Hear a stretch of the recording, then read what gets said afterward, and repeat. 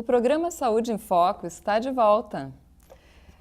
Hoje nós vamos conversar sobre um tema muito importante que tem a ver com a finitude da vida.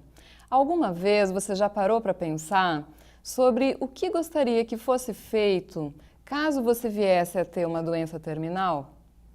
Normalmente as pessoas acabam empurrando para pensar nisso mais adiante ou não pensando. O tema de hoje do nosso programa é testamento vital. E para conversar um pouquinho com a gente sobre esse assunto, nós temos o professor Marcelo, da Universidade do Chile, a professora Nadiesca, o professor Márcio, a professora Karen e a Tatiane, que vão conversar um pouquinho com a gente para poder debater esse tema tão importante e pouco discutido ainda, né? Então, eu gostaria de começar com o professor Marcelo para saber um pouquinho assim, qual é a importância do testamento vital, professor Marcelo. Buenos días. El testamento vital es una figura nueva que se está usando en el área de salud para poder dejar por escrito la voluntad del paciente ante el momento de su muerte, cuando es anticiparse a el suceso que todos vamos a vivir, que es que en algún momento vamos a llegar al final de nuestra vida. Hay muchas situaciones que no podemos prever nosotros, pero hay algunas que ya la experiencia nos va enseñando que podemos anticipar. Y una de ellas es respecto del final de la vida, cómo queremos que sea ese momento para nosotros, por ejemplo, cuando hemos perdido la conciencia y ya no podemos tomar decisiones. Muchas veces las toman otros por nosotros, el tutor, la familia, los profesionales de la salud, pero ¿qué pasa con el modo que yo creo que debería ser el final de mi vida? ¿Qué pasa con la voluntad de la persona?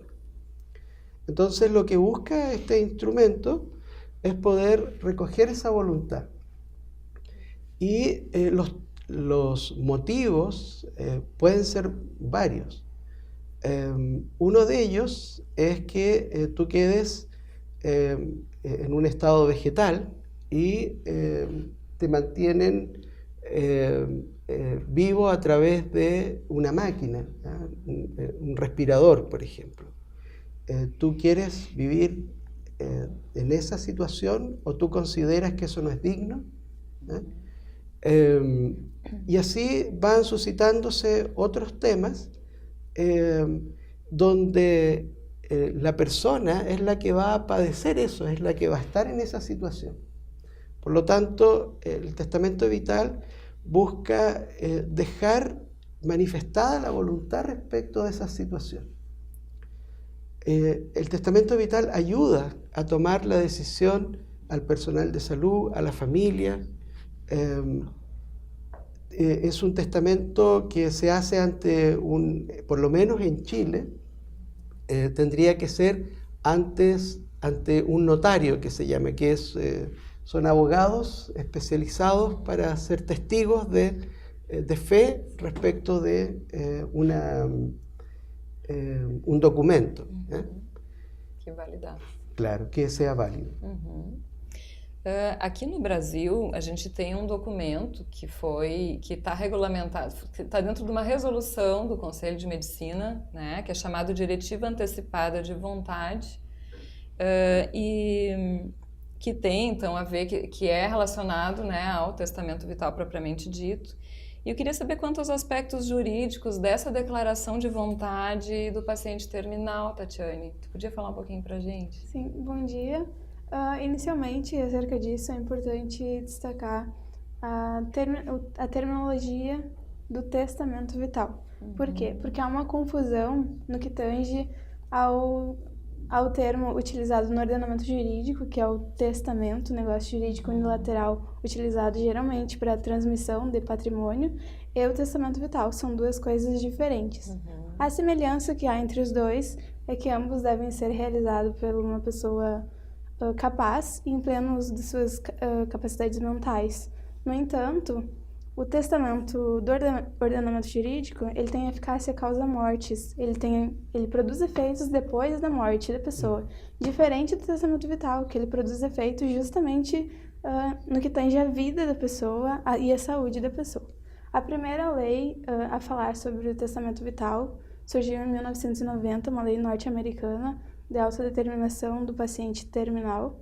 Ele dividiu a diretiva antecipada como um gênero do qual há duas espécies, o testamento vital e o mandato duradouro. O testamento vital é o que o professor já explicou, né, que é esse documento no qual a expressão da vontade da pessoa, no que se refere à possibilidade ou não de submissão a tratamentos extraordinários na terminalidade da vida, e o mandato duradouro nada mais é que uma procuração a uma pessoa de sua confiança para que ela decida acerca desses tratamentos na terminalidade da vida também.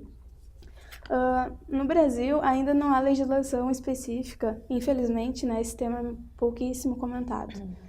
Não há nenhum projeto de lei tramitando no Congresso Nacional, nem associações civis que discutam sobre isso.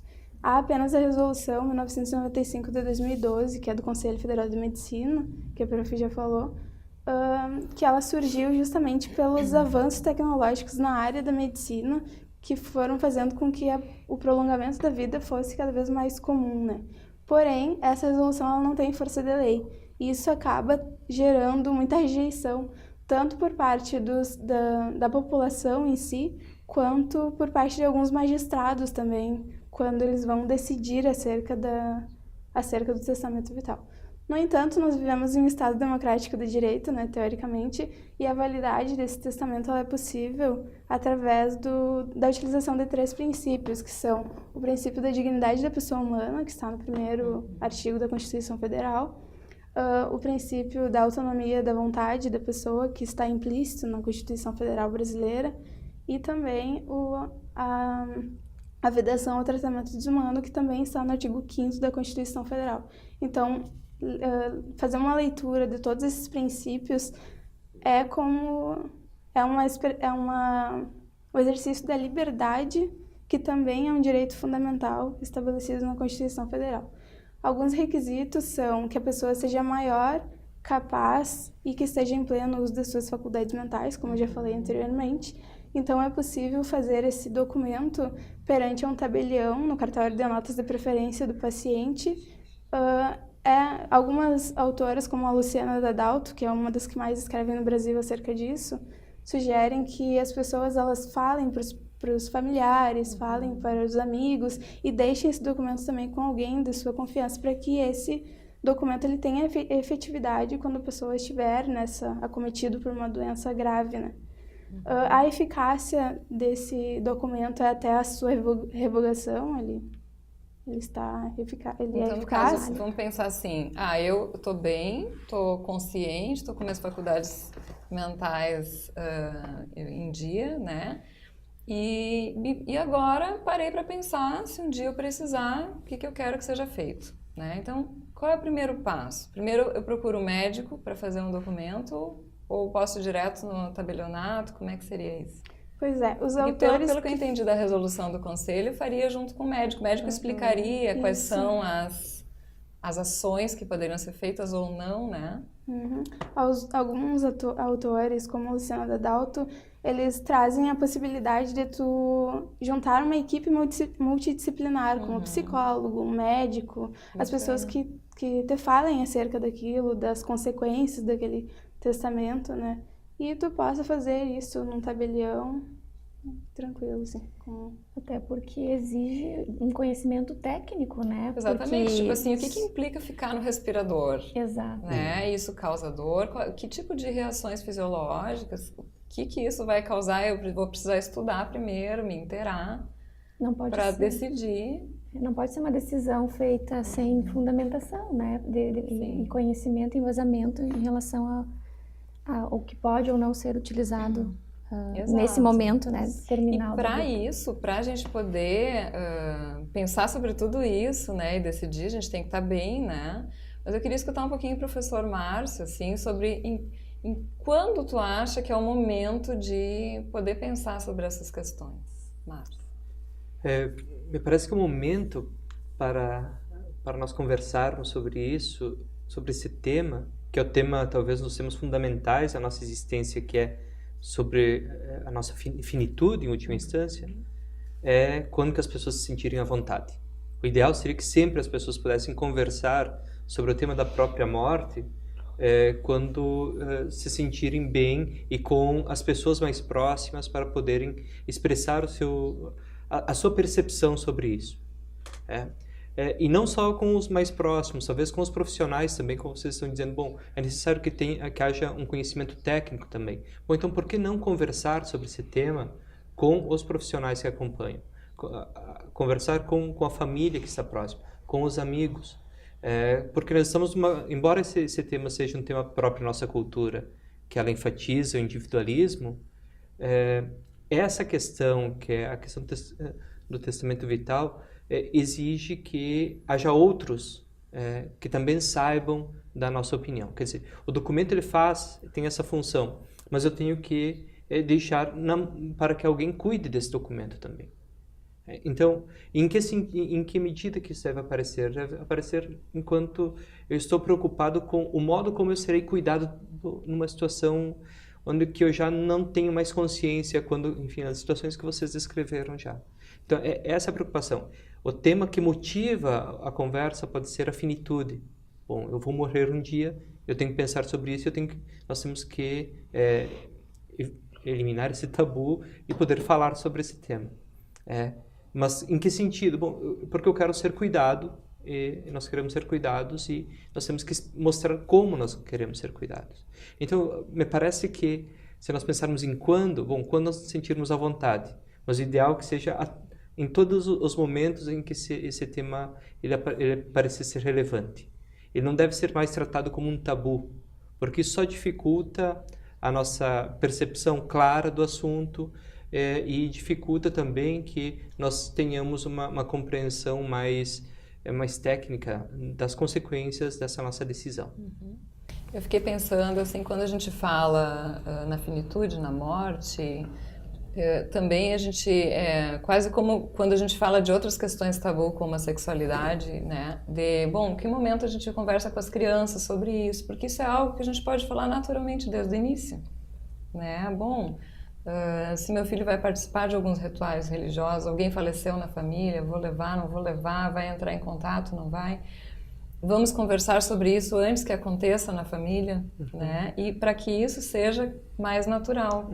É algo que é extremamente difícil, mas que é muito recomendado fazer, né? Para que as crianças elas tenham essa possibilidade de já ir elaborando essa questão, né? Porque senão daqui a pouco a criança faz uma pergunta e os pais não querem falar sobre isso, os avós, né? Não, né? Isso não vai acontecer, né? A gente vai ficar aqui para sempre e tal, que a gente sabe que não é verdade. Então é algo que poderia ser preparado, mas que socialmente, culturalmente, a gente não tem essa facilidade, né, de poder falar tão tranquilo sobre esses assuntos. Mas talvez a pessoa se depare mais fortemente com isso diante de um diagnóstico. Né? Recebi um diagnóstico, terminal, vamos tentar fazer o tratamento. Talvez seja o momento de, e agora? Né? Daí talvez pensar e confiar para alguém, né? E quanto aos profissionais de saúde, a professora Nadiesca, assim, trabalhando ao preparar estudantes da graduação na área da saúde, os mestrandos, né, que pesquisam sobre isso, o que tu destacaria, assim, sobre a importância de refletir sobre essas questões bioéticas quanto à terminalidade da vida, né? Eu penso que como o professor Márcio comentou, esse é um tabu ainda, né? É uma questão cultural muito forte, principalmente aqui no Ocidente, né? Da forma como a gente lida com a morte. E a morte, ela não era um tema recorrente nos cursos da área da saúde. Por quê? Nós somos preparados para salvar vidas, para manter qualidade de vida, para garantir a saúde das pessoas. Então, morte era um assunto quase que proibido, né? Então, a gente pode dizer que há pouco tempo, né, a morte, o morrer, os cuidados paliativos têm sido tratados de maneira mais efetiva dentro dos cursos de graduação e efetivamente sendo implantados nos serviços de saúde, né? Então, como já foi comentado, há um desconhecimento em relação ao tema testamento vital, há uma questão cultural sobre falar ou não falar de morte, há também uma questão legal de que será que se eu fizer isso, seguir a vontade do paciente, mesmo que ele tenha registrado isso em cartório, eu não vou sofrer nenhuma consequência em relação a essa decisão. Então nós ficamos e nós temos que preparar os alunos e temos que nos preparar para lidar com essa tríade, né? De um lado, a vontade do paciente, do outro lado, a família, que nem sempre aceita essa decisão, e ainda nesse triângulo, o profissional de saúde que precisa definir o que vai ser feito e o que não vai ser feito com esse paciente, né? Então, nós temos que lidar principalmente com essa questão familiar, né? Esse contexto da família, o sentimento de culpa, às vezes, de não fazer algo a mais por esse paciente, gerar a angústia nesse familiar, nesse responsável, um sentimento de realmente fazer tudo o que ele pode, né? E exigir isso da equipe, né? Então, é algo bastante complexo, e aí a gente vem com conceitos, né, que são discutidos dentro da bioética, a questão da ortotanásia, né, que é justamente aliviar o sofrimento do paciente.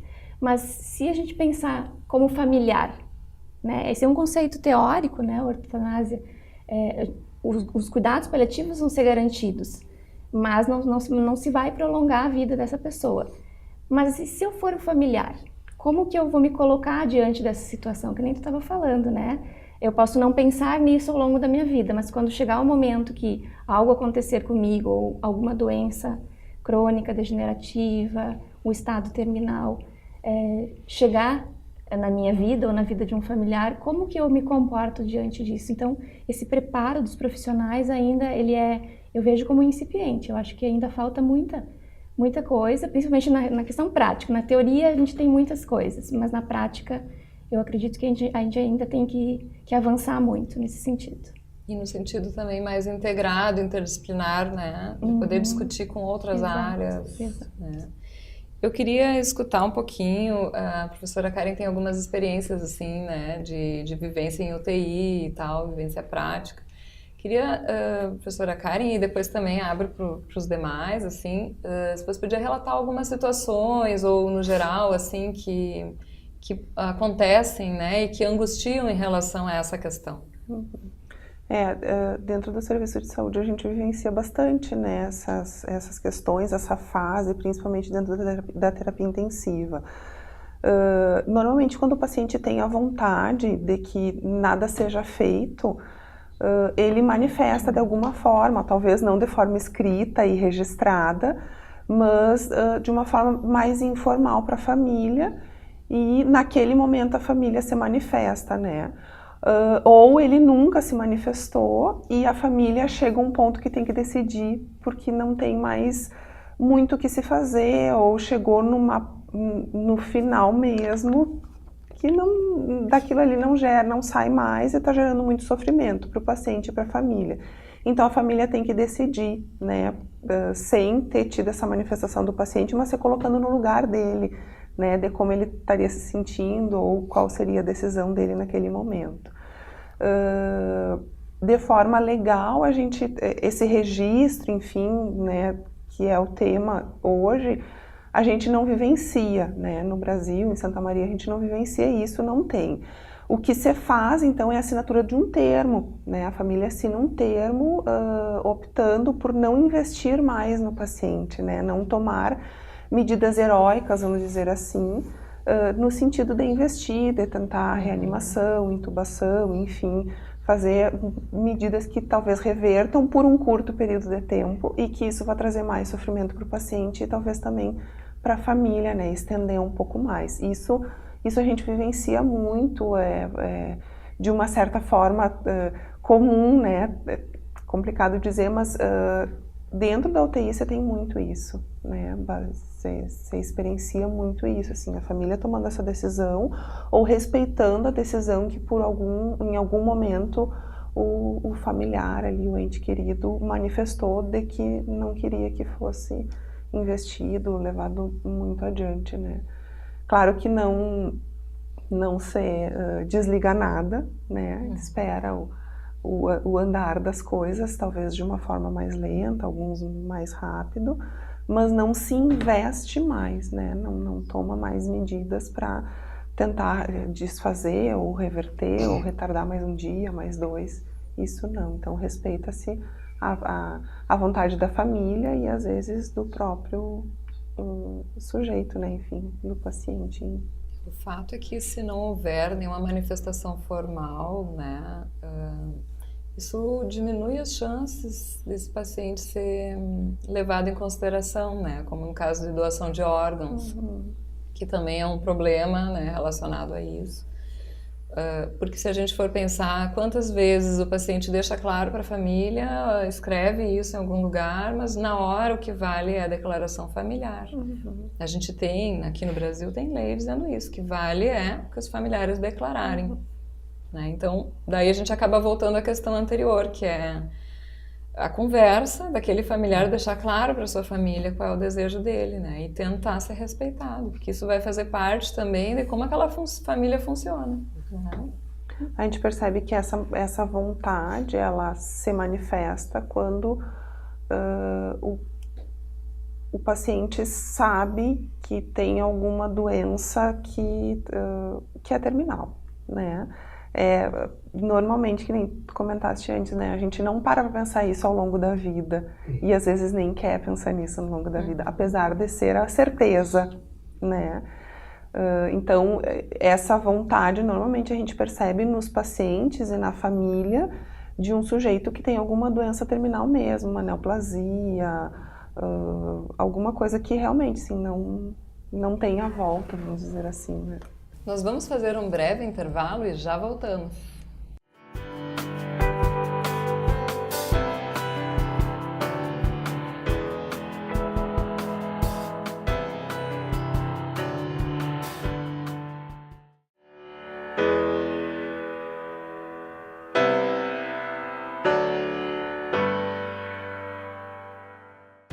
Eu sou a professora Luísa, sou professora do curso de terapia ocupacional. E o terapeuta ocupacional, ele trabalha com o desempenho ocupacional do sujeito, com o objetivo de promover a autonomia e independência em todas as áreas do cotidiano. O curso de terapia ocupacional da nossa instituição, ele é um curso de 9 semestres, noturno, com as atividades práticas e estágios diurno, o que possibilita que os estudantes possam trabalhar e estudar no período da noite.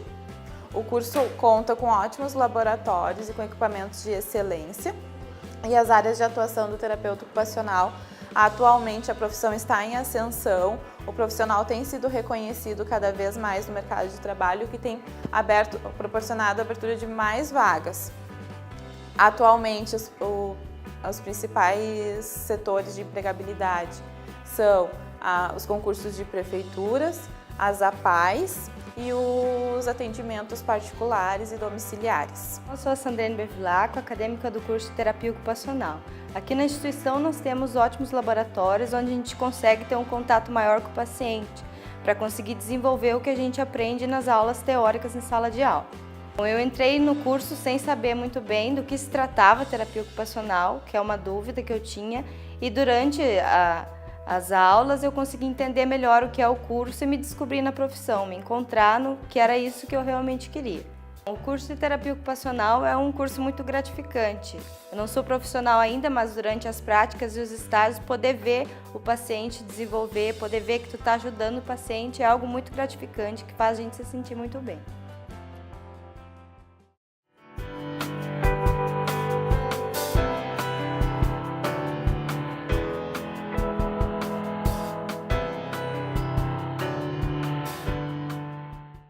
Estamos no ar com o programa Saúde em Foco e a nossa discussão de hoje é sobre o testamento vital.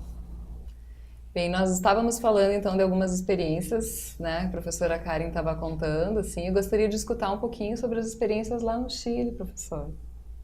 Sí, el contexto yo creo que es importante porque estamos tratando sobre un instrumento como este. Como dijo el profesor Marcio, una de las dificultades mayores es que no hay comunicación, no hablamos de estos temas, no hablamos de la muerte. Entonces es un tema que cuando nos enfrentamos a la muerte, nos encontramos con un problema porque no lo hemos hablado. Pero por otro lado, es como decía Tania, que el avance científico-tecnológico no es algo que sucedió, es algo que sigue sucediendo. Y nos vamos a encontrar con muchos problemas que en este momento no podemos ni siquiera pensarlos, porque es muy revolucionario el avance. Por lo tanto, esto del testamento vital es un instrumento que nos ayuda a enfrentar el problema de la muerte en este contexto. Sin embargo, no es la solución, sino que es solamente una ayuda.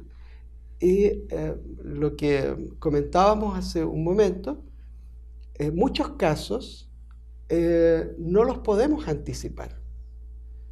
Aunque la persona haga su testamento, nos vamos a encontrar con situaciones que a lo mejor no quedaron en el testamento. Y eso en 5 años más va a ser aún más complejo, por el avance científico-tecnológico que tenemos y el impacto que tiene en la salud.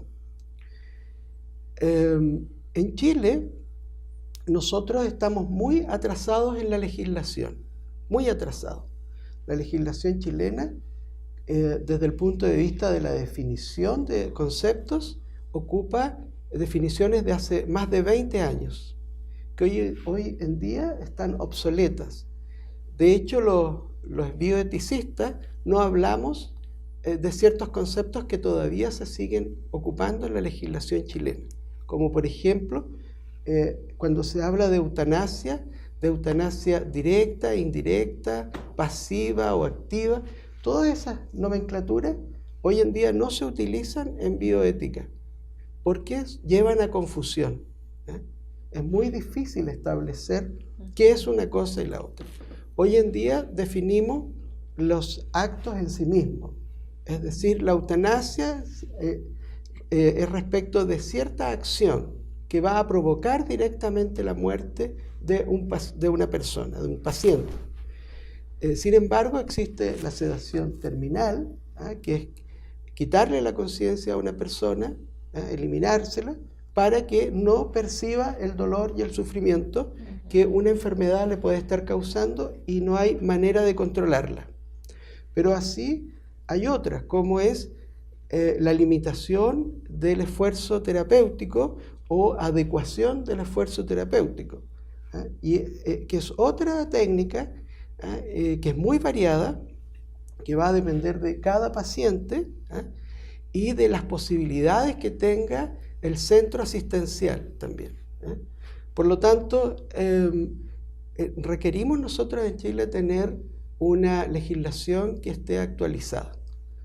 Pero tenemos un segundo problema en Chile, que nosotros no asumimos adecuadamente la discusión.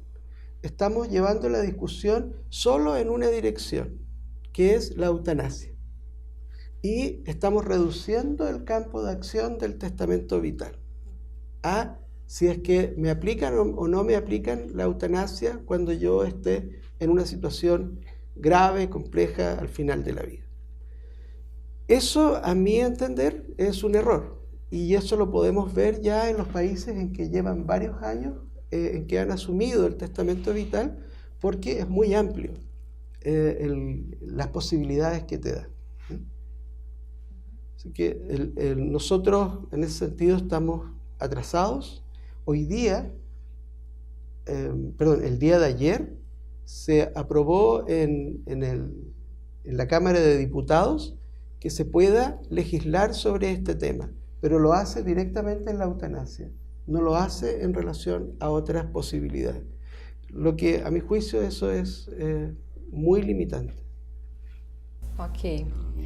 Bom, e esse assunto ele não finaliza, né? É um assunto que merece, que precisa de muita discussão e que vai ainda ter repercussões e que vão ter novas tecnologias que vão gerar outras discussões dentro da bioética e de forma mais ampla ainda. Como o nosso programa fala de saúde, né? Então eu queria finalizar ao agradecer a presença de todos vocês que disponibilizaram um tempo para a gente poder discutir um pouquinho sobre esse assunto.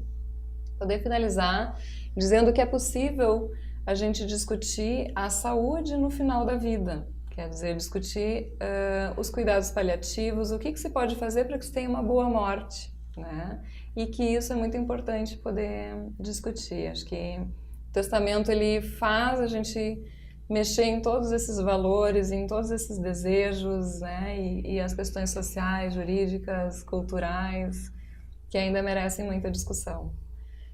Obrigada, então, pela presença. E o programa Saúde em Foco fica por aqui. Você pode assistir novamente esse programa no canal virtual do YouTube.